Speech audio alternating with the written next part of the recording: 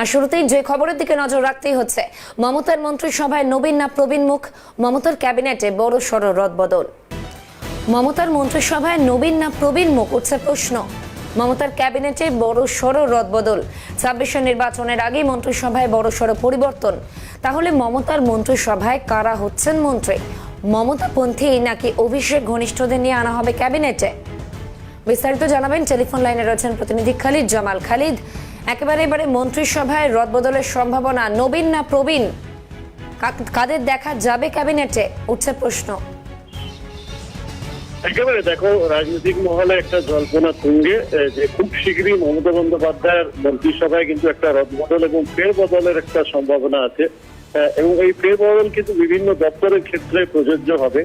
আমরা জানি যে ইতিমধ্যে মমতা বন্দ্যোপাধ্যায় বেশ কয়েকটি দপ্তরকে নিয়ে অসন্তুষ্ট প্রকাশ করেছেন এবং তিনি প্রকাশ্যে প্রশাসনিক বৈঠকে মন্ত্রীদের ধমক দিয়েছেন, এরকমও কিন্তু চিত্র দেখা গেছে। সেক্ষেত্রে বেশ কয়েকটি দপ্তর রয়েছে যেখানে একেবারে ফেরবদলের সম্ভাবনা বলছি আমি। ফেরবদল এই কারণে যে একটা মন্ত্রীকে একটা দপ্তর থেকে সরিয়ে দিয়ে অন্য দপ্তরে নিয়ে যাওয়া, আবার নতুন কোনো মন্ত্রীকে একটা দপ্তরে নিয়ে আসা, এরকম একটা প্রবল সম্ভাবনা রয়েছে।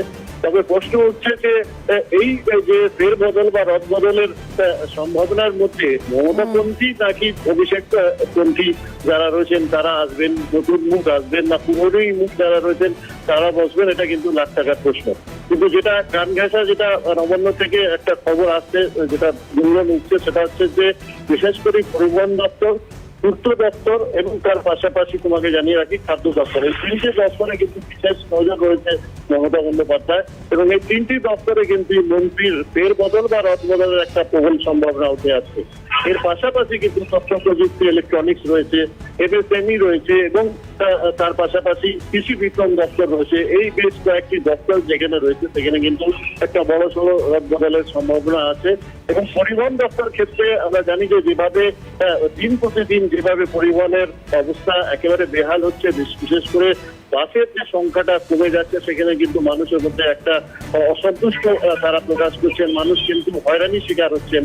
সেক্ষেত্রে একটা ব্যর্থতা পরিবহন দপ্তরে রয়েছে। অন্যদিকে কিন্তু পূর্ত দপ্তরেও কিন্তু বেশ কয়েকটি কাজ খুব ধীরে গতিতে চলছে, যেটা নিয়ে প্রকাশ্যে মন্ত্রী পুরক রায়কে কিন্তু মমতা ধমক দিয়েছেন যে কাজ কেন অগ্রগতি হচ্ছে না। এই সমস্ত মিলিয়ে কিন্তু একটা বড় সম্ভাবনা উঠে আসছে যে এই যে দপ্তরগুলি রয়েছে সেখানে ফেরবদল না হলে রদবদলের একটা প্রবল সম্ভাবনা রয়েছে।